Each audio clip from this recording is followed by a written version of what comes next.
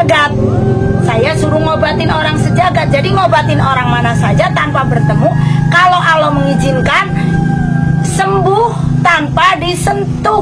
Bunda untuk menghalau atau memindahkan hujan tersebut, itu ada bantuan kodam nggak untuk menggiring awan hitam tersebut?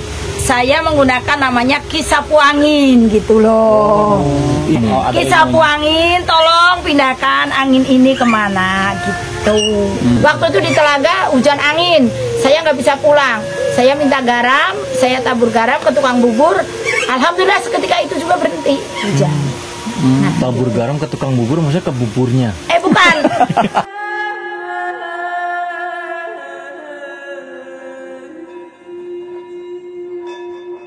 Assalamualaikum warahmatullahi wabarakatuh. Bertemu lagi bersama saya Kang Aang di Kartika Hidot TV.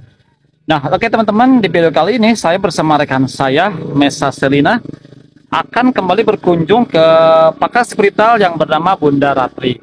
Cuman di video kali ini Bunda Ratri ternyata adalah seorang pawang hujan atau pawang yang mampu memindahkan hujan, teman-teman. Nah, seperti apa Bunda Ratri untuk memindahkan hujan? Simak video penjelasan dari Bunda Ratri di video ini biar tidak gagal paham. Bagi yang tidak percaya, anggap video ini sebagai hiburan. Jangan menghujat, jangan berkata yang tidak baik. Soalnya itu kembali kepada diri Anda. Bagi yang selalu stay, saya doakan semoga rezeki Anda luar biasa. Hajat Anda dikabul semua oleh Allah Subhanahu wa Ta'ala. Amin amin ya Allah ya Rabbal alamin. Oke teman-teman, sekarang saya bersama rekan saya Mesa Selina masih berada di kediamannya Bunda Ratri ya. Yang mana Bunda Ratri ini adalah pakar spiritual, bisa disebut juga dengan paket komplit ya Bun. Jadi insya Allah segala bisa. Amin. Nah, di konten kali ini Bunda juga ternyata bisa mengendalikan hujan. Nah, untuk penjelasannya, boleh Bunda ceritakan bagaimana Bunda kok bisa mengendalikan hujan yang tadinya tidak hujan menjadi hujan, yang nggak hujan menjadi hujan, seperti itu. Bismillahirrahmanirrahim. Assalamualaikum warahmatullahi wabarakatuh. Mohon maaf sebelumnya, di sini bukan Bunda pinter, Bunda bisa. Cuma dari pengalaman yang Bunda alami, Allah mengizinkan dan Allah meridhoi. Bunda tidak bisa apa-apa. Secara kebetulan waktu itu Bunda itu ada badai, ada hujan besar lah, angin topan, dan Bunda itu hanya mohon, ya Allah pindahkan hujan ini, jangan di tempat ini. Ternyata Allah mengabulkan. Nah, jadi Bunda meminta dan memohon karena satu ada kepentingan, contoh ada orang hajatan, biar nggak hujan, biar tamunya banyak, hiburannya rame. Jadi memindahkan, bukan menghentikan. Saat di tempat itu ada tempat lain hujan, di tempat itu tidak hujan. Kalau kata orang Sunda mah nyarang, tapi kalau kata Bunda bukan nyarang. Jadi istilahnya mohon pertolongan Allah bahwa hujan ini dialihkan, jalan alternatif seperti itu. Berarti kalau hujannya tetap turun, tapi di tempat lainnya hujan. Dan di tempat yang Bunda doakan tidak hujan. Jadi pemahaman kita selama ini kirain hujan itu diberhentikan, berarti bukan ya? Bukan. Nggak ada yang bisa cuman minta. Di lokasi ini teh lagi ada hajatan. Contohnya Bunda teh punya pasien, Bun, hajatan biar rame, banyak tamu, ini contohnya teh. Jangan hujan. Nah, Bunda teh munajat. Biarin kejadian aja ini yang baru aja kemarin. Nah, Bunda teh mau ke Cipulus, dari rumah teh terang, di Cigala hujan. Saya duduk di Cigala, jujur duduk. Ya Allah, Bunda teh niat baik, hentikanlah hujan ini untuk saya mau berangkat nengok orang, mau silaturahmi. Dan seketika itu hujan berhenti. Itu bukan hoak. Alhamdulillah sampai Telaga hujan gede. Saya duduk lagi mohon ke Allah. Ya Allah, saya teh mau nengok silaturahmi, berhenti. Alhamdulillah sampai Cipulus nggak kehujanan, sampai rumah ini juga nggak kehujanan. Ada saksinya, itu anak angkat saya yang nungguin rumah saya tanpa kehujanan. Tapi tidak semua juga, kadang lagi kehujanan, hujannya nggak mau berhenti, ada seperti itu. Jadi pada intinya tetap minta sama Allah Subhanahu wa Ta'ala. Oh iya, saya nggak bisa. Nah, itu ada dasarnya nggak, Bun? Kalau misalkan mungkin orang-orang, nah itu kok bisa pawang-pawang yang lain bisa memindahkan hujan juga? Nah kalau dari Bunda itu dasarnya seperti apa, Bu? Dari dasarnya kalau saya bukan orang pesantren, bukan orang ahli kitab, tapi Bunda hanya belajar dari pengalaman. Ada doa dan permohonan untuk memindahkan itu. Kalau Bunda nggak salah, kalau orang yang, mohon maaf nanti penonton yang ahli tasawuf, ahli kitab, ahli wirid atau ahli zikir lah, tahu, insya Allah ada. Waktu zaman Nabi juga ada ceritanya. Jadi di Islam juga ada. Di Al-Quran ada. Cuman tinggal mensikapi doanya. Jadi bukan menghentikan hujan, memindahkan untuk kepentingan yang akurat. Nah contoh, ini contoh nyata. Kemarin di tempat Bunda kan longsor. Bunda teh minta ke Allah, jujur, tolong ya Allah jangan turunkan hujan selama 1 bulan. Tapi para petani pada ngomong, kasihan atuh. Akhirnya Bunda udah 10 hari gak hujan, tanaman Bunda kering. Terus orang-orang tetangga kasihan, ya Bunda minta lagi, cabutlah ya Allah kata-kata saya agar turunkan hujan di tempat ini biar para petani. Seperti itu aja mintanya. Nah itu berarti Bunda untuk menghalau atau memindahkan hujan tersebut itu ada bantuan kodam nggak untuk menggiring awan hitam tersebut? Ya kalau itu sih ada, tetap namanya punya kekuatan spiritual. Saya menggunakan namanya kisapu angin gitu loh. Jadi ada ilmu itu teh. Kisapu angin, tolong pindahkan angin ini kemana gitu. Itu konon kabarnya dulu zaman dulu ada kisapu angin itu yang bisa menghalau angin yang lewat. Jadi kalau di tempat itu ada angin, ada angin besar di sebelahnya, di tempat itu bisa pindah ke tempat lain. Di tempat itu tidak ada halangan dan rintangan. Seperti itu. Makanya sok ada masjid kebanjiran, tapi kok tidak. Banyak kan cerita di Dharma Raja juga ada kan, di Jati Gede ada masjid yang utuh lah, seperti itulah, seperti kejadian. Nah itu untuk ritual pemindahan hujan ada ritual khusus kah atau cukup sholat hajat? Sholat hajat. Sholat sunatan khususon, ingin mohon pertolongan Allah agar di tempat ini jangan diturunkan hujan. Nah itu kan kalau yang khusus itu kan yang tadi disebutkan Bunda, kalau misalnya lagi di perjalanan itu mendadak. Oh, mendadak. Hanya kan nggak sholat dulu berarti? Enggak, kan itu mah ilmu sudah ada di dalam batin, ya tinggal minta pertolongan Allah. Ya Allah, saya mau lewat. Nah ini banyak ceritakan, Bunda mau ke Cikijing hujan gede, tolong ya Allah. Tapi kadang-kadang juga tetap kehujanan ada aja. Kayak kemarin waktu Bunda kemana gitu hujan-hujanan sampai basah ada juga. Nggak semuanya dikabul gitu. Nah kan tadi saya bilang semua atas izin Allah. Berarti basah tetap basah. Basah. Tapi kalau untuk hajatan mah alhamdulillah selama ini dikabul karena kan dihajat dulu. Kalau yang mendadak itu kan namanya saja mendadak, ada yang dikabul ada enggak. Waktu itu di Telaga hujan angin, saya nggak bisa pulang, saya minta garam, saya tabur garam ke tukang bubur, alhamdulillah seketika itu juga berhenti hujan. Tabur garam ke tukang bubur maksudnya ke buburnya? Bukan, minta garam ke tukang bubur sedikit karena itu hujan angin, saya kan mau pulang. Terus saya tabur, alhamdulillah hujan itu berhenti. Kemarin mau pulang, saya kan ojek bawa baju bekas banyak lah. Terus di Cipari kehujanan. Ya saya ngomong ke tukang ojeknya, tenang aja hujannya nggak gede, nanti juga terang. Ya alhamdulillah sampai Dahu terang, sampai sini terang, alhamdulillah. Baju nggak kehujanan, saya nggak kehujanan. Berarti diijabah, itu aja. Berarti Bunda selain dikenal dengan orang spiritual, dikenal juga dengan pakar hujan berarti ya? Pawang. Oh enggak juga, itu mah jadi gini, bukan saya nggak mau lah dikatakan pawang hujan.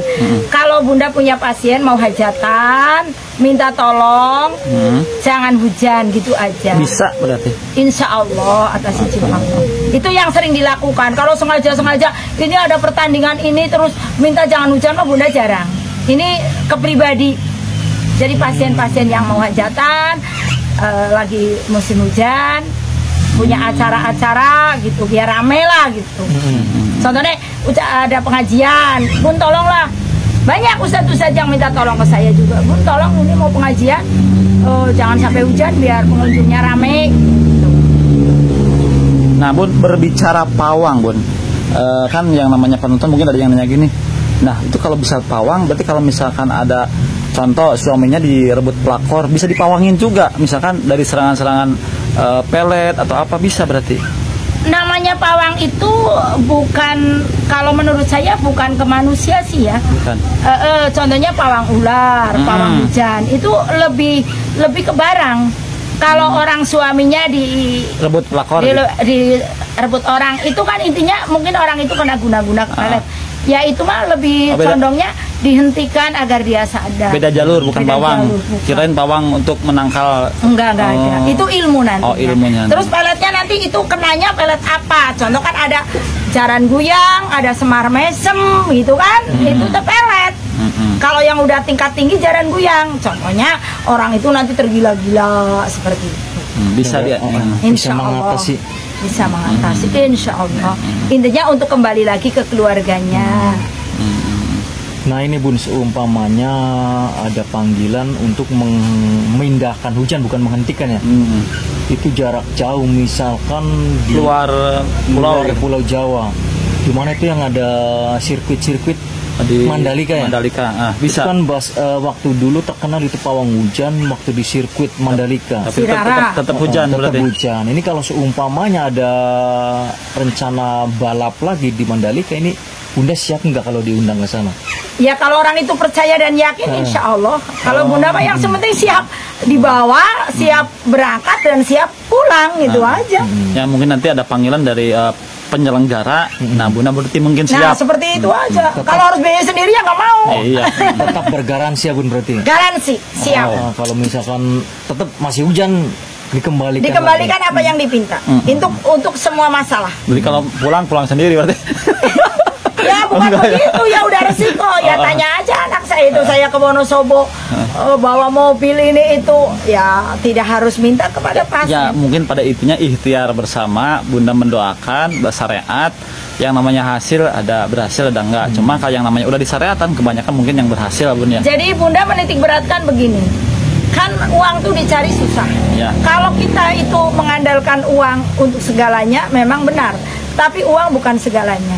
Daripada nanti orang tidak percaya dengan kemampuan seseorang, nggak ada bukti, sudah minta ini dan itu tidak ada hasilnya, lebih baik saya mengembalikan, tapi Allah akan ganti yang lebih. Karena kejadian itu bukan sekali dua kali.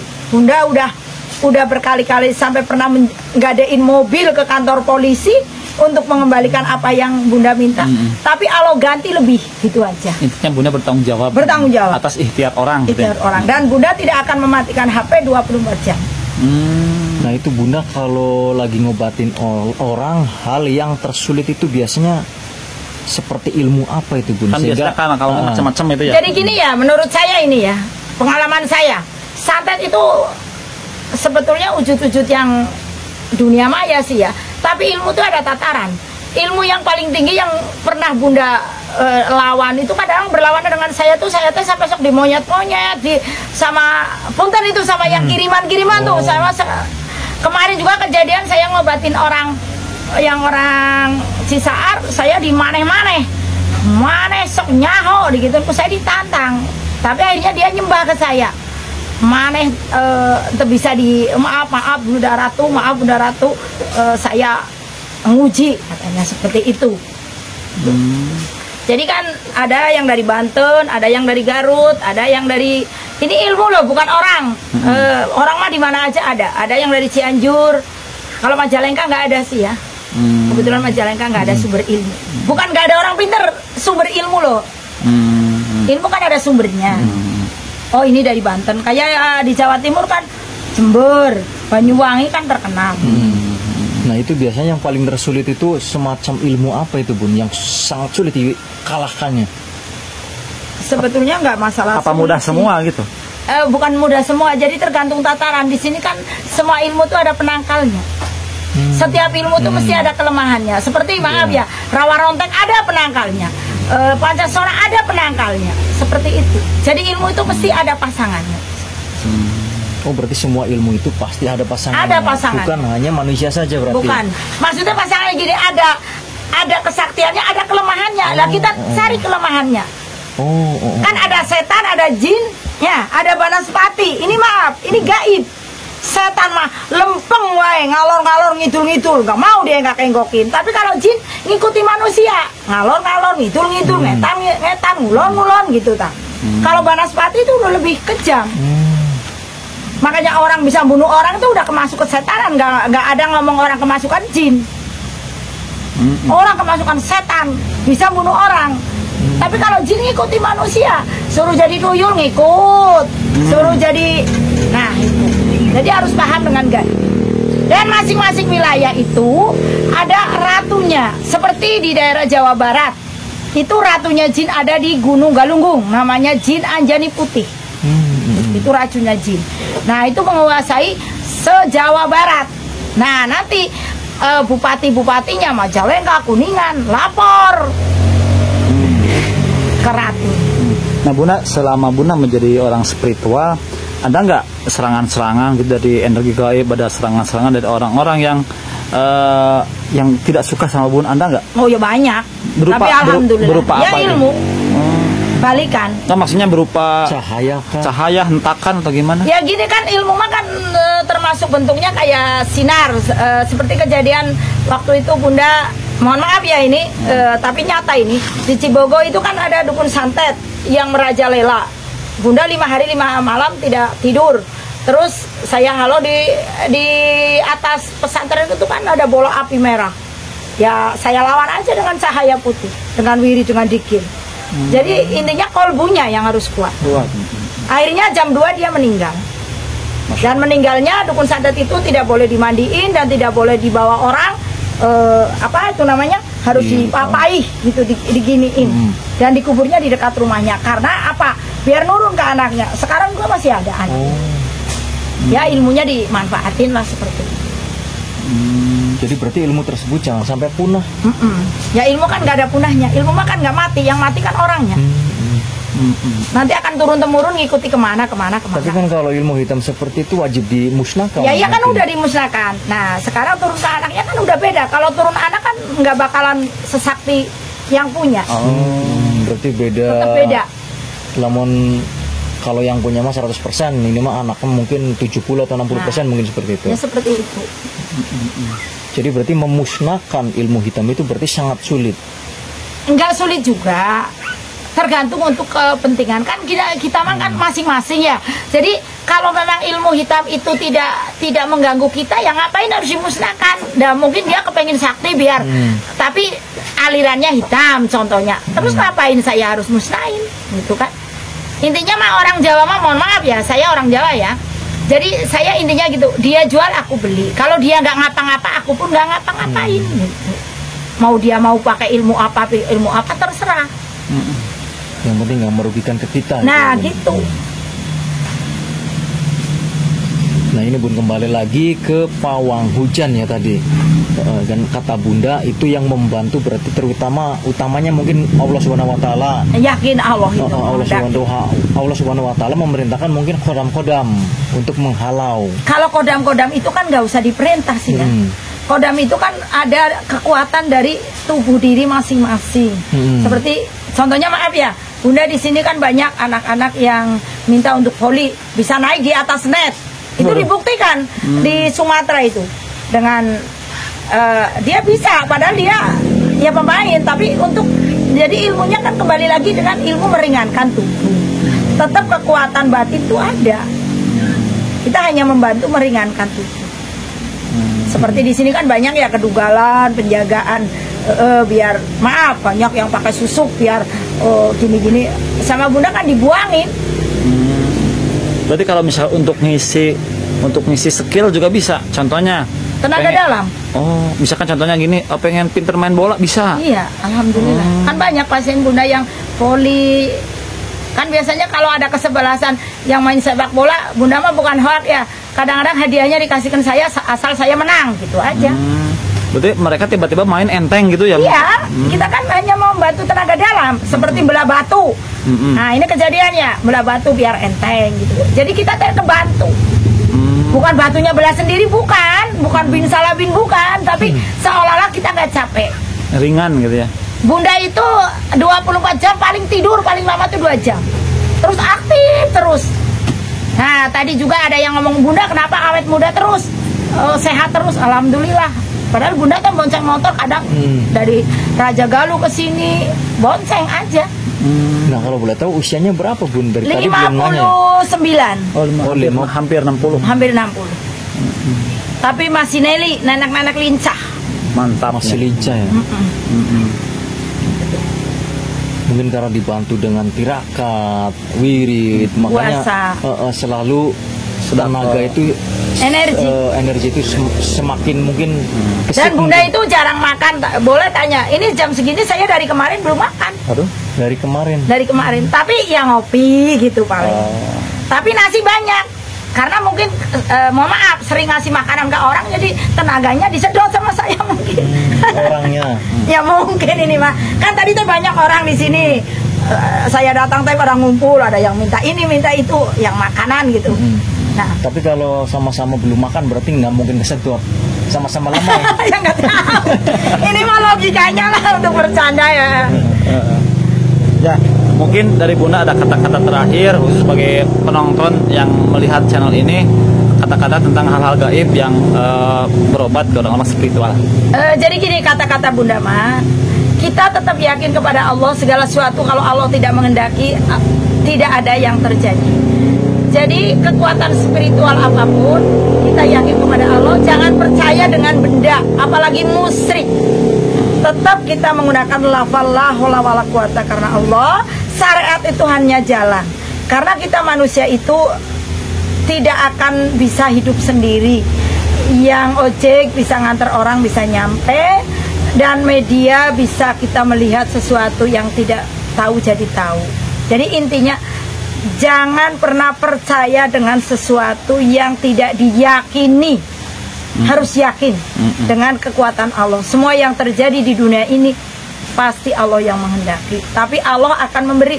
Silakan kamu mau merah ya hijau, terserah. Tapi kita jangan jauh dari urusan sholat. Itu urusan pribadi ya, mohon maaf. Urusan ilmu, mau pakai ilmu hitam, ilmu apapun, itu urusan pribadi. Yang penting ya jangan menjahatin orang. Itu aja dari Bunda. Oke Bunda, terima kasih. Mudah-mudahan penjelasannya ini bermanfaat bagi semua yang melihat channel ini. Dan mungkin kalau ada yang perlu dengan Bunda, nanti untuk nomor saya tulis di deskripsi video. Mudah-mudahan Bunda sehat selalu. Assalamualaikum warahmatullahi wabarakatuh. Waalaikumsalam warahmatullahi wabarakatuh.